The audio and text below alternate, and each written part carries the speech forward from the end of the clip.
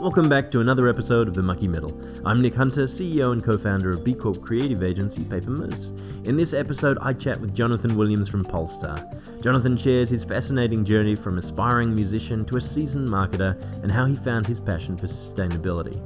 We chat the challenges and triumphs of launching a new brand in the electric vehicle industry and how Polestar is driving change towards a greener future. This is The Mucky Middle. Just Jonathan, thank you so much for joining us at The Mucky Middle. Thank you, Nick. It's a real pleasure to be here. Awesome. So before I jump into what you're doing today and your role at Polestar, I guess I'd love to know a little bit about young Jonathan. What was it that you wanted to be when you grew up? Wow.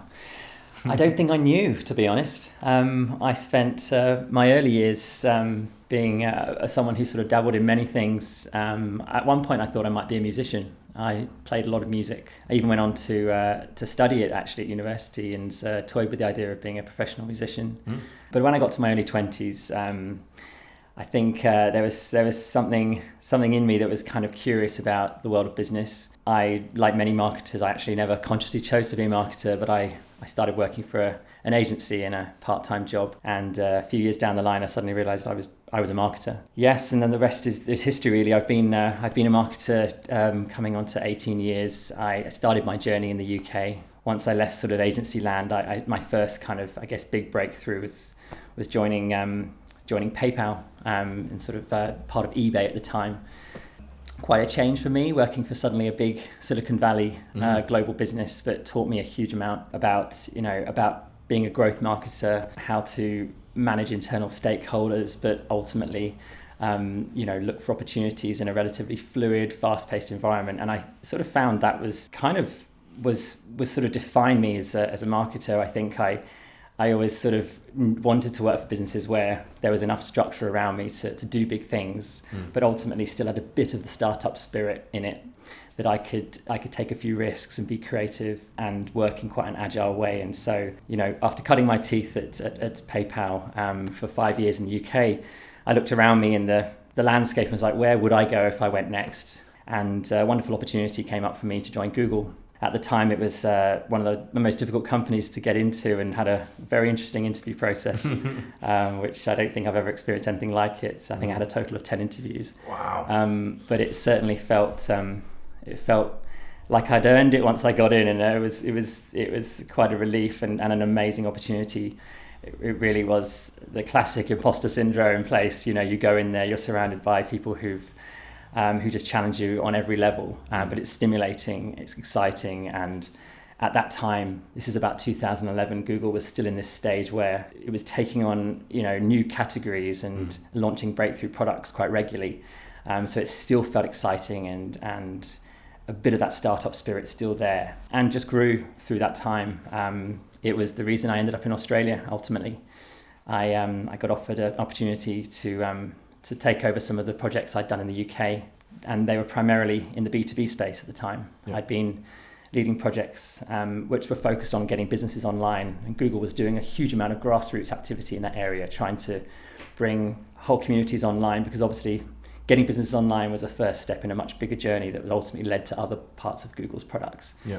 And it was wonderful because I got to travel the country and sort of meet businesses of all shapes and sizes, and ultimately help give them tools that would become pretty transformational. And that was some of the work I brought to Australia. Decided I loved the working environment here as well. Actually, Australia was, to be honest, at Google was even more stimulating, because you had this sort of environment where we were a little bit like a test case for global products, and they would send things here to launch first before the US or the UK, because we had all the kind of profile of a developed country, a developed media landscape, but we could take some risks, and it was great fun because we really got to sort of do some firsts. Because we're considered kind of early adopters, aren't we? We are, and I think there's I think Australian consumers have always had this courage to take on new technology and take a little bit of a risk. It's also a relatively affluent country as well, where there is the ability to test out new hardware and software. And yes, I think there's just that kind of open-mindedness as well. I actually ultimately ended up moving into consumer marketing while I was at Google, which was the project which I finished there with, which is probably my favorite, was launching Android Pay, which later became Google Pay, which was a classic disruptor product. Basically trying to help people understand there's a new way to pay. Your phone can be your wallet, and it's the tap and pay with a plastic card sort of was not the future, and there were huge benefits. And that was one of those campaigns and launches where you had to do so much sort of focus groups and sort of really get into the psychology of it, because there was quite a psychological barrier in terms of your phone becoming a payment method. I think we take that for granted now, but it was at the time quite a leap for many people. For me, it just solidified the fact that I love working on breakthrough products where there's, you're slightly the bleeding edge. You're sort of helping take people on a bit of a journey and undo some of their current habits, but ultimately help people to discover technology that's going to make their life easier, and is all about convenience. And I think we'll all agree that the phone being your payment method has many advantages now, and certainly I leave the house without carrying any cards or cash these days. Yeah, I caught out the other day because I didn't have my wallet on me, and I needed ID for something. I needed physical, and I was like, I don't think I've carried a wallet in years. Like, it's amazing how that has just totally changed everything. It has. I think it's very much normalized now. So it was a really, I guess for me, it was a nice finale for my Google years, but ultimately where I ended up heading after that, which I think many people at Google do after a long period of time, there becomes this kind of itch to get into the startup world, sort of disrupt yourself a little bit, I suppose. Ultimately, this led me to an interesting space. In 2019, I joined a travel startup. I'd say startup is actually quite established in other markets, but it was new to Australia, and it was an intelligent booking platform for travel experiences that had found quite a good niche in the market. It was sort of aspiring to be a bit like the booking.com of the experiences world. And so for me, it was exciting. It was like the kind of product I wanted to work on. Got to sort of launch the brand from the very beginning and build a team. It was really all the things I'd really wanted to do. We had a fantastic first year, 2019, and you can guess what's coming next. You're in the travel world. It's all about global travel, the global network effect of a great app that's helping people to travel across borders. But we got fully disrupted in COVID, which for me was another one of those major milestones in my career, because for the first time I saw my whole world at work and my whole product and my whole market just disappear, and something I'd never seen before. We'd always been in environments where there was growth, and ultimately, the numbers went one way, and this was daunting, but sort of became, in hindsight, one of the most kind of precious learning experiences I could have asked for. We had to get so creative about what does travel look like in this new world. So we looked internally. We looked at domestic travel. We pivoted the business literally overnight to look at ways we could be relevant in a domestic market, and we found some really interesting opportunities in that. But it was a never-ending change of as you know, in COVID, borders were opening, state borders were closing. We had constant change of restrictions. It was literally rolling with all of that. Meanwhile, keeping our team motivated and positive about the future. I'm really grateful for that time, and the wonderful people that I work with. So in 2021, I sort of came to this point where I'd had this year of being in the trenches, essentially. I'd worked more hours than I'd ever worked, and we still had huge uncertainty about where's travel going next. Is this, is all this work we're doing, is this something we're going to be able to bounce back from in a year's time? Is our ultimate market coming back? But no one knew. It was almost at that time where I was thinking, okay, is this an industry that I can see through for the next 4 years, or is there an industry that I should look at as potentially something that's got a nearer term growth opportunity? And just as I was having these thoughts in my mind, Polestar approached me about a role. Didn't know Polestar at all. In fact, I'd never even thought about. No, it was a complete unknown. And to be honest, I'd never even thought about the car industry as a place to work. I guess had an association with more traditional car companies, not necessarily being at all similar with the environments I'd worked in, from Silicon Valley companies and tech companies. But as soon as I got to know Polestar, I realized this was something completely different. This was a brand that was living these values that I immediately resonated with. I hadn't really realized up until that point, but there was like a growing desire in me to actually join a company with purpose. And it was, I think the seed had been sown quite recently, actually, when I'd been part of those climate marches in Sydney and gone out with my team from the travel company at the time and seen kind of the passion and the outrage in the community about, where we were going in climate policy, where we're not going. And I sort of thought, okay, I'm well into my career now, but what can I do to actually help with this? And in the travel industry, there were limited options. Definitely, the travel industry was only growing, tourism was only growing. I think it was very hard to see a sustainable route through there. So I'd already thought about what could that look like, and Polestar really was onto something. Had Polestar entered the market at that time, or it was about to? We were just preparing to enter. When I joined, I was actually just the second employee in Australia. Wow. And we were really just turning the lights on at that point. We had a space, we had an empty office. We didn't even have a local website. We were really starting from the ground zero. And I guess for me, having the conversation with my wife was an interesting one, having just come out of a travel company where, again, I just started something from scratch, and we'd seen the ups and downs in that industry. So when I said, I'm going to be helping to launch a brand new electric vehicle brand in Australia, you can imagine that it was a little hesitation there. But I think I looked at the numbers. I really got familiar with the market and what was happening in other markets, and I could see this isn't a case of will electric vehicles come to Australia, it's a case of when, and I could see that the timing was good. And this is despite us having a policy framework in Australia that wasn't supporting EVs at all. We had no government policy, no support. So consumers were really voting with their feet, as opposed to having any encouragement to take up EVs from either the state government or the federal government. I could see this as a brand that's actually trying to not just go for market share, it's also trying to actually really rethink the way we build cars and actually trying to make this category sustainable, and the car sustainable in the long term. And there's a lot more I can say about that. Yeah, because I heard you speak on this topic 6 months ago or something like that, and you talked about the goals of the business and kind of the targets for what the business was working towards, and it was very ambitious. Can you talk a little bit about that? Yes, so I guess the cornerstone of Polestar's sustainability ambitions is this idea that electrification in itself is a wonderful thing, but electric cars on their own is not the whole picture, and we really must think about the whole life cycle of a vehicle.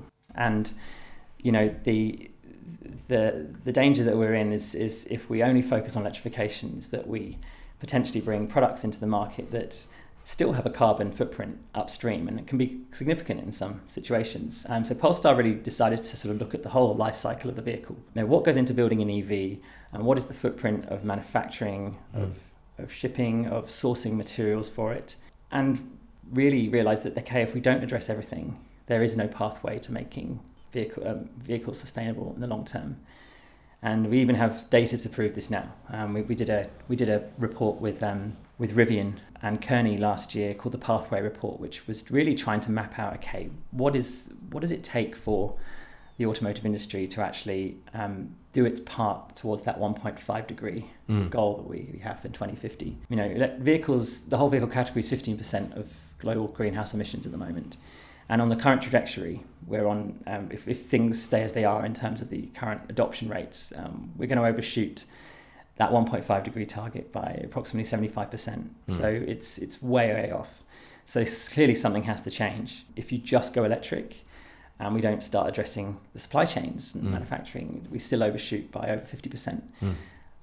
So really to close that gap, Polestar realized we have to address the life cycle. So the Polestar Zero project is what we kind of call the ultimate goal of Polestar, which is to try to produce a truly climate neutral vehicle by 2030. The reason we did that is we needed a stake in the ground.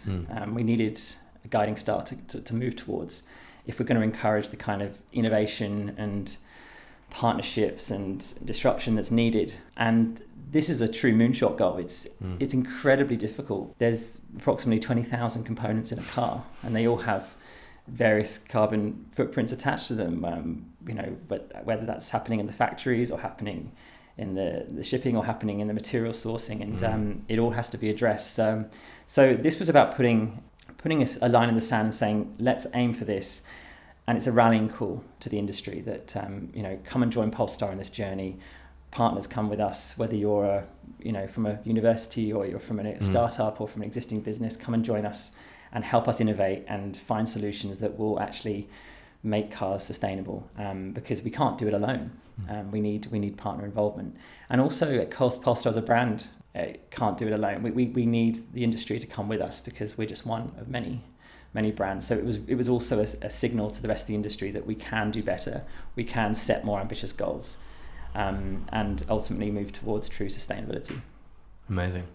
And I guess your sister company Volvo has always had a long history of sharing a lot of their knowledge and learnings. Is that kind of a similar, I guess, ethos with Polestar, of like the things that you're learning, you're then sharing with the rest of the industry to sort of pick up? Absolutely. That's the goal of the Polestar Zero project, is to just foster innovation and foster new ideas and research that will be disseminated, not just within our own group, but within the wider industry. As I said, if we only do this ourselves, the industry as a whole doesn't succeed.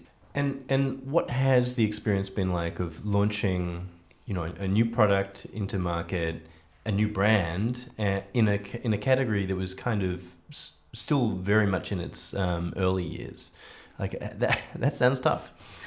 It is, yeah. I mean, there's local challenges, global challenges. Australia was in a very particular place globally in 2021 when we launched. As I said, it was just not even on the radar for most brands. I mean, Australia wasn't being sent any vehicles by most brands because it just wasn't seen as welcoming to electric vehicles. It didn't have any policies.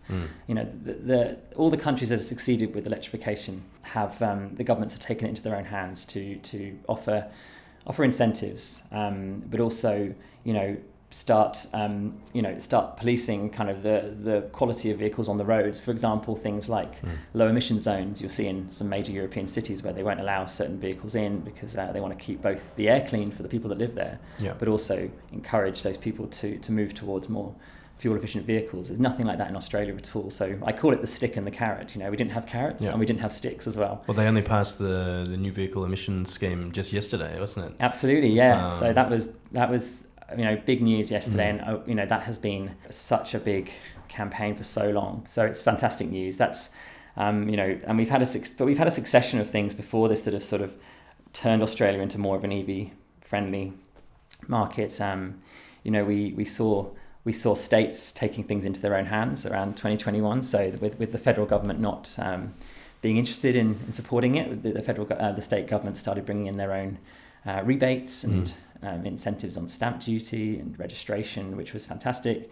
But it also created quite a fragmented country where you had some states doing certain incentives, others doing different kinds of incentives, others doing none at all. We actually worked on the Electric Vehicle Council's campaign in the lead up to this.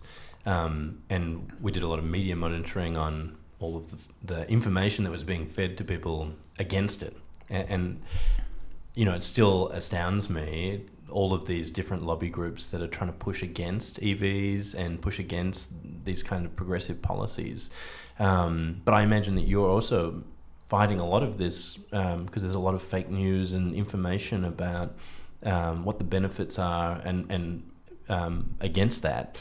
How do you combat things like this? It's not surprising that we're seeing certain parts of the industry trying to hold back change and fighting back even stronger.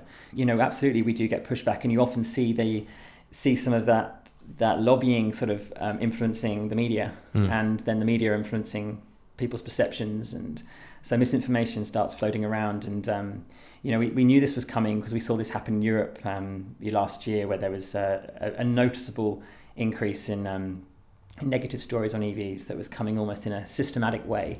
And it was constantly finding different topics to talk about in the media, whether that's EVs are too heavy, or there's problems with the wheels will wear out too quickly because they're so heavy, or there's not enough charging stations, or they're not as environmentally friendly as people think. And there's lots of stories coming out which were often were based on often false information or just had a clear agenda. And so we knew there was going to be this coming to Australia. And of course, the classic one has been EV fires, which whenever there's an EV on fire, it just gets all over the news, even though we know there's hundreds more traditional vehicles going on fire every day, but they don't make the news. So all blown out of proportion because it makes a good headline. So of course, the bigger EVs have got and the more prominent, the more visible they've got, the more they've become a target. But we just try to respond with factual information. We've always had a policy of just trying to tell the truth, not sort of getting drawn into anything that's sort of emotional arguments about it. It's just really about just correcting any comments we might get, whether that's on social media or directly from customers, just with factual information. And I think that's the best you can do as a brand is not try to engage too deeply in the emotional side of things, just be incredibly factual. Yeah, it's difficult when social media kind of rewards the more negative types of conversations. So when you have a good news story, it kind of gets downweighted. So it's an uphill battle. It is the outrage machine, and that does obviously does draw clicks. If you work in this space and you dwell too much on every time you see a negative story or a negative comment about EVs, you're always going to have a bad day. So you try to just let it wash over you. And I think the way I see it, the more you see of that coming, the more you know that you're doing something right, because these the vehicles you're selling really are getting noticed. And the other thing I'd say is that there's also an interesting point where we just seen the existing owners. Now we have this large body of owners in Australia. We have almost 5,000 Polestars on the road, and they're a wonderful community of owners. They're extremely supportive of each other, and they've become real advocates as well. And you see them kind of defending not just Polestar, but defending EVs in general online. And so, often before we can get in to respond to a comment, an owner's already in there, sort of correcting the facts. Awesome. And sort of saying what their real world experiences are like. So. That's a real change we've seen, is just the size of the community is just much bigger now. And because they are, there's EV owners aren't different from normal people. They're just normal people. And I think people, the more that this gets into the mainstream, the more relatable EV owners are to people who aren't EV owners, because they realize, there's nothing about you that makes you more likely to have an EV. We have the same lifestyle, the same needs. And, if I can see you having one, there's no reason I can't have one. So that's really been a big shift, is it's just this normalization. And what has been kind of the learnings from, because I guess with the Google launches, there were very low friction adoptions, whereas there's a few more things to sort of consider in a purchase of an EV. How have you sort of managed that sort of shift? It's really hard because you have to tailor it to who you're talking to. I mean, we try to make sure, from a marketing perspective, we try to make sure our website is as broad in its education as possible.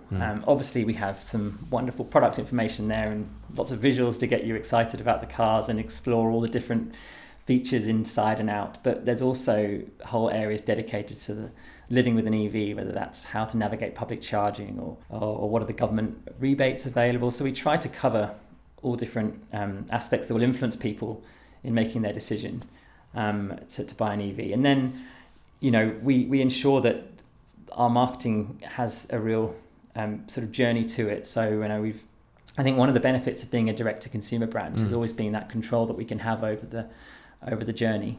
So, from the moment someone signs up for our newsletter, we have a really good educational journey for them, which is not just about helping them understand Polestar products, but also helping them understand the key questions they might have about living with an EV. So we're sort of nurturing them through that journey until they're ready to actually go for a test drive or to purchase. So that's been something we've very consciously done, and we're constantly refining that as obviously questions change and the landscape changes. Amazing. And how much of the experience is focused on that environmental side of things? Because is that a key point of difference? Like what would you say are the key points of difference for Polestar?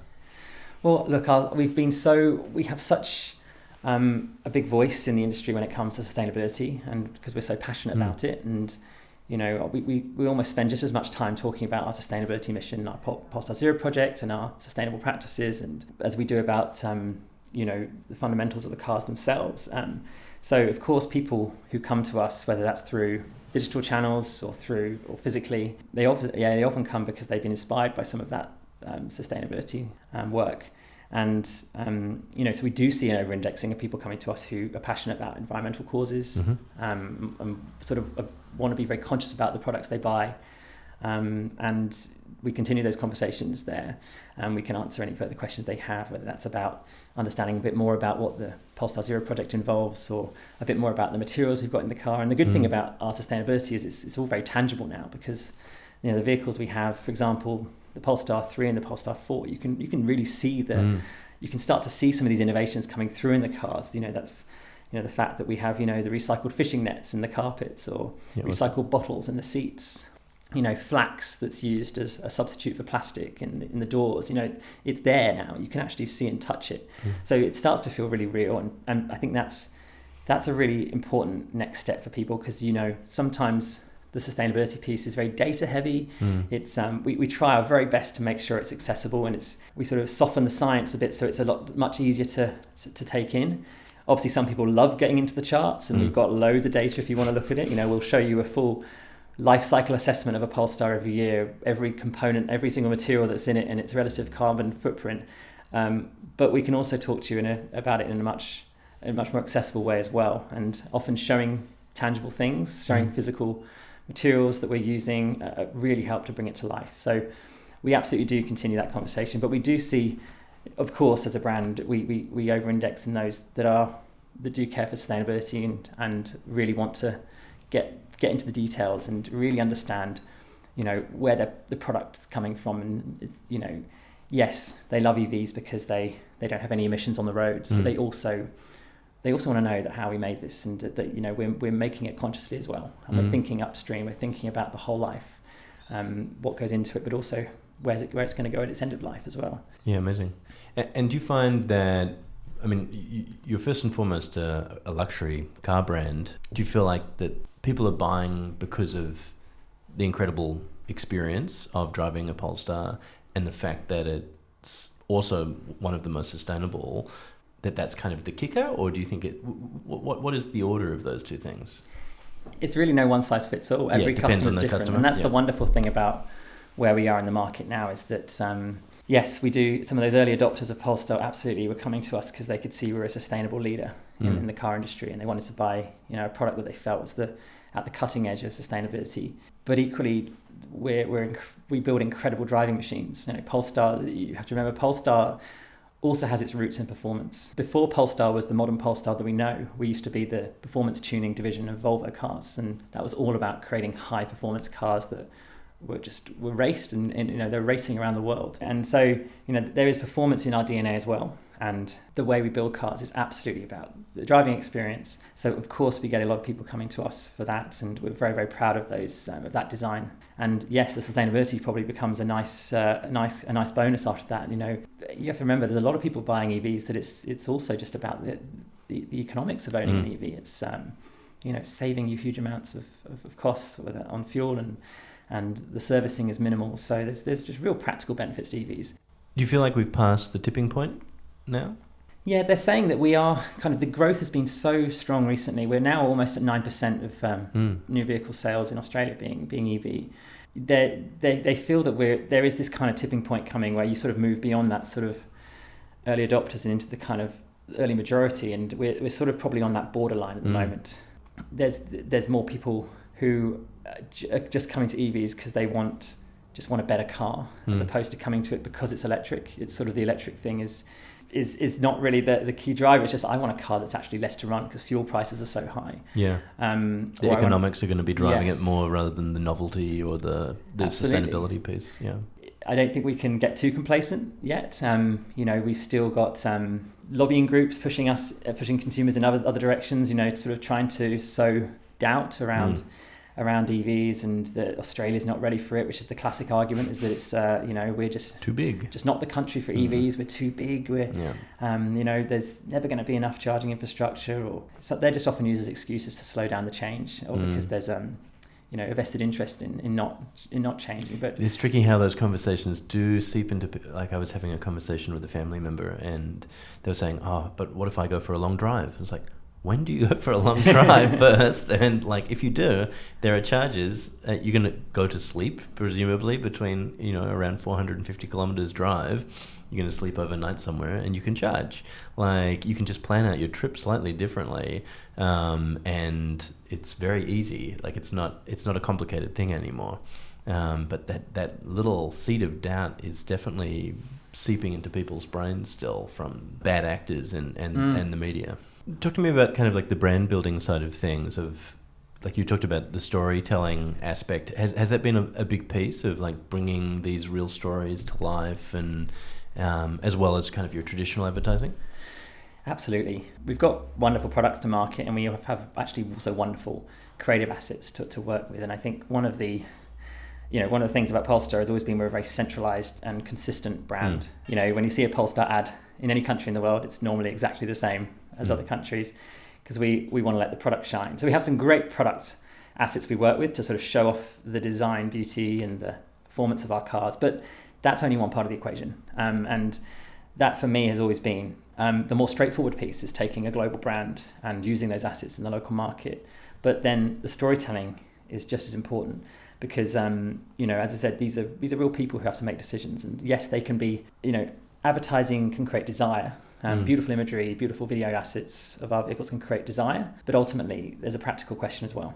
And we have to address that at a local level, and that really has to be done at a local level, because it differs between markets, because of course every country's got its own challenges, different geographies. Australia's a very different geography from a European country where there's less distance to travel. There's differences in the charging networks, the lifestyles of people, for example. Towing, we talk about a lot about towing here, right? That's a big thing, because it's part of the Australian way. You want a vehicle that can tow, and we're very proud that Polestars can tow very well indeed. Up to the new vehicle can. Polestars aren't ending the weekend. Absolutely not. They're starting the weekend. Starting the weekend, exactly. You've got that. But that's a topic which we talk about maybe a bit more here than we do in other countries. You have to be locally relevant and address local concerns. You can't just be a global brand talking in very general terms. You've got to get down there and show real applications of that technology in the market. And what about now that you're moving from a single model to multiple models? How is that going to change? Yes, it does. It does change our business. Obviously, from a marketing perspective, we sort of have to think about phasing a lot more about when we promote which car or what time of year. Aligning our campaigns with certain key moments. The start of test drives, when that's a big one for us, is when you finally have the first test drive vehicles in the country. Making sure that we're promoting the right product at the right time, and also just trying to ensure that we're being super targeted about who we go after. We're understanding that there's a slightly different profile for each different model. So it definitely changes things. So it's been in a very exciting way, and we're ready for it. We're ready for the change. We've known it's been coming for some time. Very exciting. So in terms of all of the amazing sustainability initiatives with Polestar, I guess there must be some tricky decisions that happen during that process. How does the business sort of manage that and sort of decide on, like, I presume there are sacrifices to be made and difficult decisions that happen all the time. How do they navigate that? I wouldn't say it's necessarily tricky decisions. I think we've been singly focused on the sustainability goal, and particularly Polestar Project Zero for over 2 years now, and the business has been, we have whole teams entirely focused on that, and that's unwavering. Our commitment to those goals. I think the way we handle sustainability, as I said, it's done in a way that's obviously communicated very clearly through our website, through a lot of the talks we do. We're always part of those discussions. I speak at a lot of events myself where it's about, we're sort of talking with other brands who are also, holding themselves to really high goals and moonshot goals. We're not changing there. So I think that narrative just continues always. It's sort of like a foundation for us. So we haven't had too many of those kind of difficult decision points. I don't think we've ever felt there's a trade-off between desirability and sustainability. I think the two go hand in hand. The question is obviously which one we often lead with in the conversation. Sometimes we've done advertising campaigns in the past which absolutely lead with sustainability. We did this campaign, one of my first actually at Polestar, called the Minimal campaign, which was really about emphasizing this car has minimal impact but maximum performance, and it was sort of leading with the sustainability piece. We've also done campaigns since that really just focus on the design and the beauty of the car. But ultimately, however you enter Polestar's world, you're going to learn about our sustainability story very, very soon after that as well. Yeah, I like that it has this understated top sort of brand layer, and then you have this rich storytelling through the sustainability product. Because when would you ever talk about a seat or the materials? That is, I don't think I've ever spoken about the materials that my car is made of. I've never even thought about it probably. But you have this rich storytelling of all of these amazing innovations in a lot of the nuances within the product. And it actually goes onto that point. We even label some of these things as well. So you'll see the seats. We actually have a statement on it which says the material that's used for it. So on the outside, and labeling is all over the Polestar. And I think it's just it's in the spirit. It's also about the spirit of transparency as well. Like saying that what you're sitting on, this is what it is. And transparency is one of those things which we've been very passionate about from the early days, because it's the foundation of sustainability is transparency. Is knowing what is in this product, because if you don't know what's in it, how can you then improve as well? And that's the life cycle assessment report's another one we used to do every year, which was we still do every year, which is obviously saying what goes into making a Polestar and what's the carbon footprint of making the cars, so we can show the baseline and then improve on that as well. But the other car companies don't do that, do they?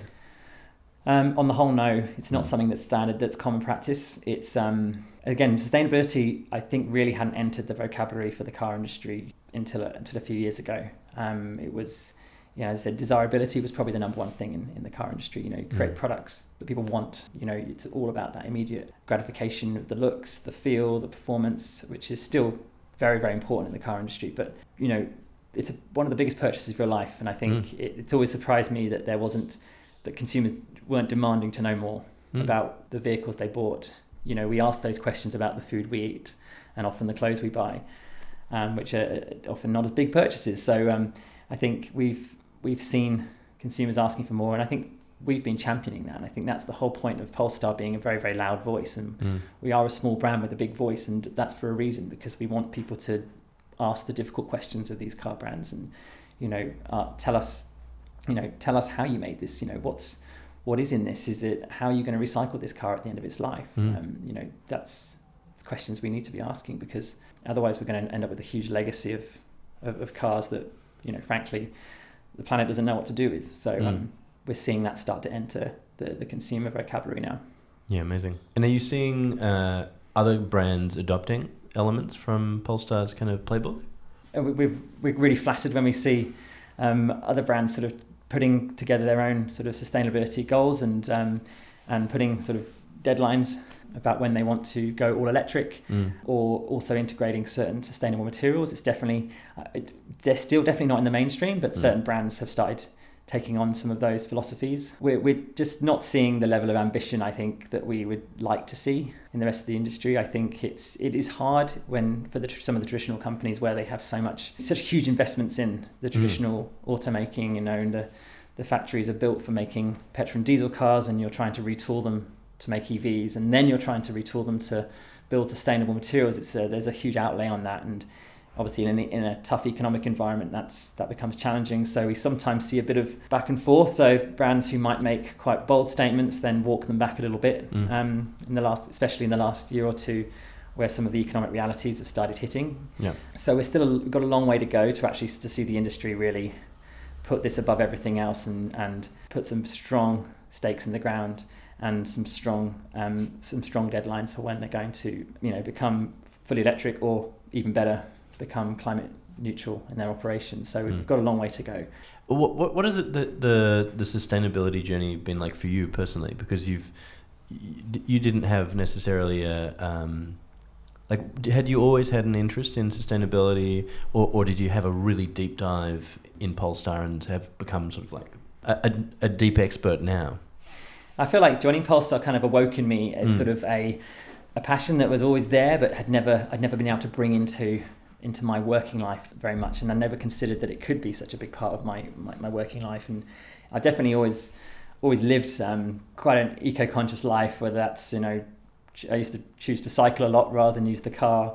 being very conscious about what I consume and my waste and how I recycle. So stuff that a lot of people do. But I realised it really when I found the opportunity at Polestar, and it just awoke something in me that was just, yes, I really need to be doing something meaningful in my next role. I need to do something with purpose that's actually going to leave a mark on an industry in a positive way. I want something really good to tell my children in the future, that I was on the right side of history. There was that seed in me about doing it, which had been sort of just nurtured more through things like the climate strikes in 2019 and just seeing firsthand the outrage from the next generation, and just feeling like I should be part of the solution right now. I'm well into my career. I should be doing something that's going to help this next generation, and that's going to get the best out of me, and actually is going to fire me up to do the best work of my life. And so Polestar just came along at the right time for me, where I was already thinking about what does that look like, and yes, this can be the move. This is an opportunity, and it can also help me draw on some of my experience and skills as well. It's really made me passionate to try and live those values as well. And it does often get to the point where I sort of go down rabbit holes of starting to think about everything I buy through a sustainability lens, because once you sort of when you're talking about cars a lot about sustainability and how they're made, you sort of think, well, I should really be thinking about this in everything I do. So I'm definitely do a lot of researching now, which can often often can take a bit too much time. You think, I've really got to think about the the provenance of this product, and this particular chair. If I'm buying a chair or I'm buying an appliance at home, I've got to find the best, which is a great thing to have, but it can be quite time consuming. But it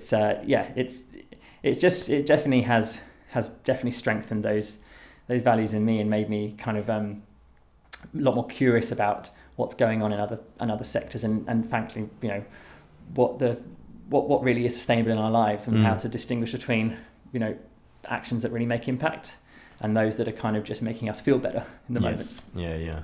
Just kind of wiping our conscience clean a little bit.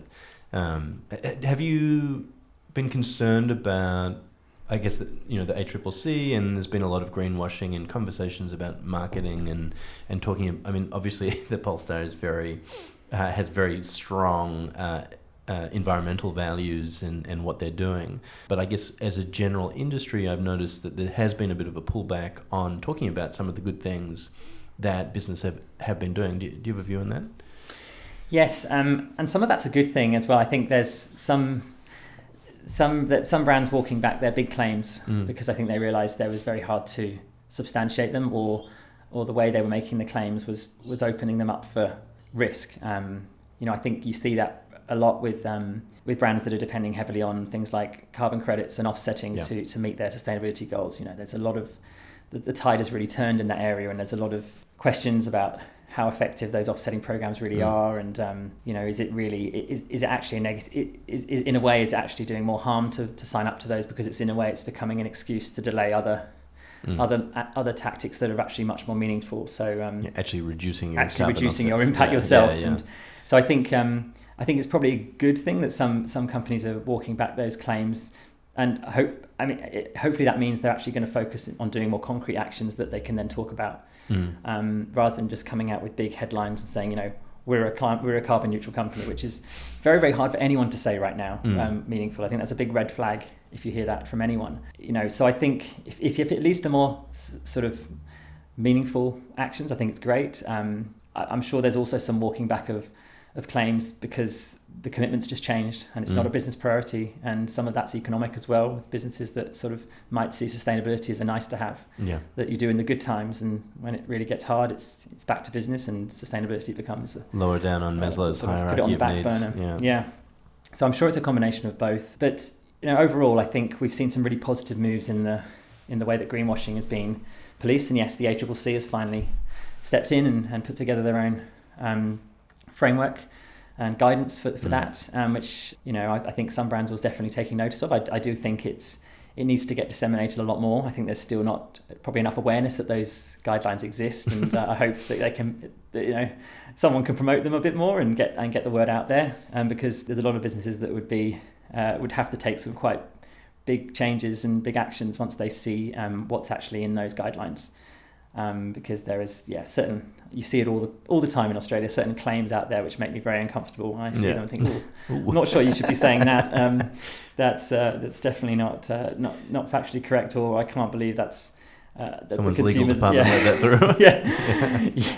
So I think part of me thinks that greenwashing is probably going to get worse before it gets better, because I think that it's still as a whole on the rise. Because I think, as you see, unfortunately, the more you see there's more genuine brands out there who are doing great stuff and being able to talk about sustainability and getting a lot of attention for it, which is great. But it also means that the ones who see an opportunity to do the same will come onto the scene, but will make claims with less substance. So I think it probably creates a bit of competitiveness to sort of who can have the strongest message, but you'll have very differing realities behind those. So yeah, it's probably going to get a bit worse. But I think there probably needs to be a few key landmark cases to sort of I think get the when someone's slapped with some risk, massive fines, then maybe that will solve it. Yeah. And it's happened in other countries already. Australia, as usual, is a little bit late on that one, but I'm sure there'll be something in the news that will get the attention and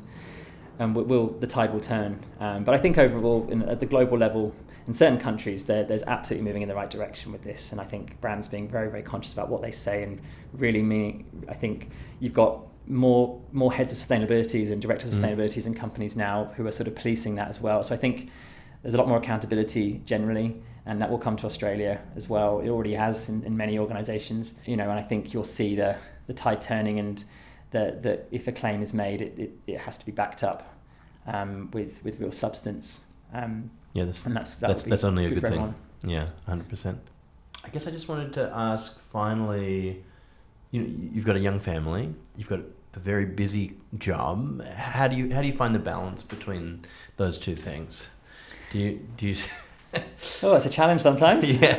I'm very fortunate that Polestar we work very flexibly. I can still find time to be there for my family at the moments that matter, and there's often demands for working at funny times of day when you work for a Swedish company, but I can often make up for that at other times of the day as well. So flexibility is obviously key. I think that's the first thing to say, is that I think if you've got a company where you're able to work from home sometimes, it gives you that ability to just be a lot more present. The passion that I have for what I do also goes a long way, and I think my family probably see that quite regularly, as how much what I'm doing sort of comes into my personal life as well.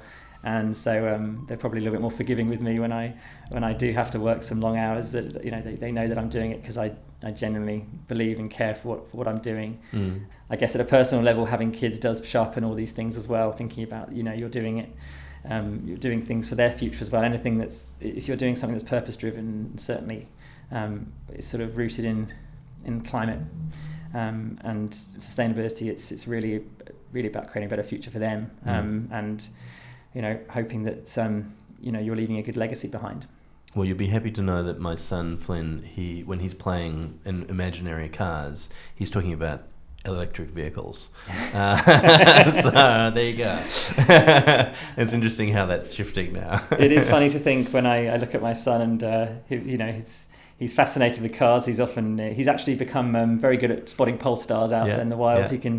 He's only 3, but he could see a Polestar before I can now. He's got a good eye for design, but I do wonder whether there'll even be what cars will look like, or whether they'll even what our have to drive relationship. them. Yes, whether they'll be driving them. I think we're going through there's going to be a huge shift in our relationship with cars in our lives, not just from a technology point of view, whether you're driving them or not driving them, but how they fit into our lives, and do we own them? Do we share them? Yes, and it's going to be very interesting.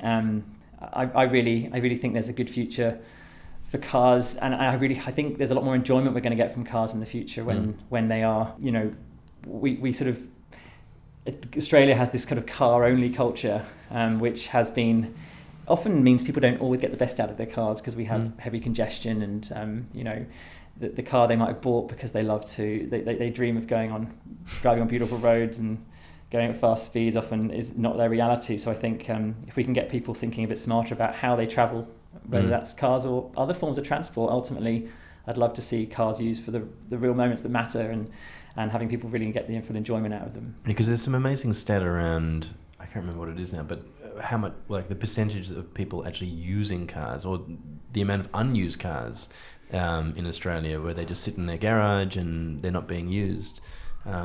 It just seems crazy that there is that culture has continued to persist. Yeah, there is cars spend a huge part of their lifetime not being used, but again, that's going to change. I think we'd love to see the EVs of the future be a lot more hardworking for us.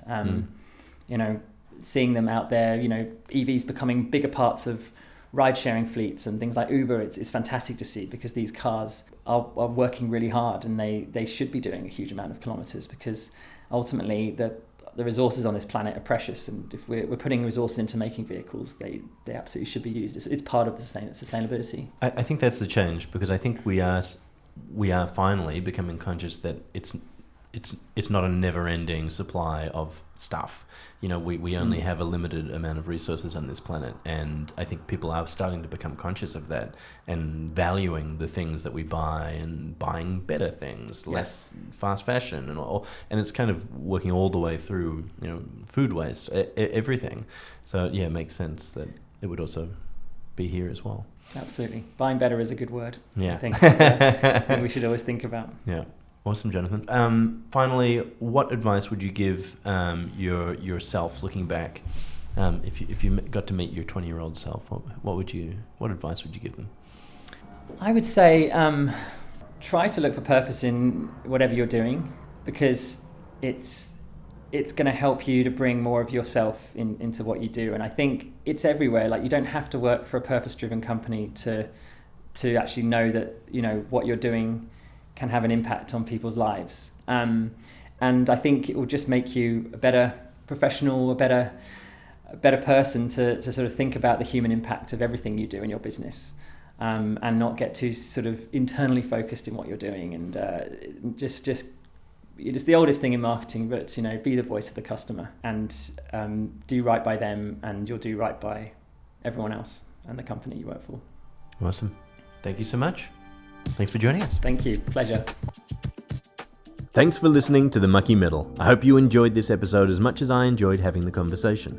If you did, please hit the subscribe button wherever you get your podcasts, and if you feel so inclined, give us a review. It really helps other people discover the show and gives me a little dopamine hit as well.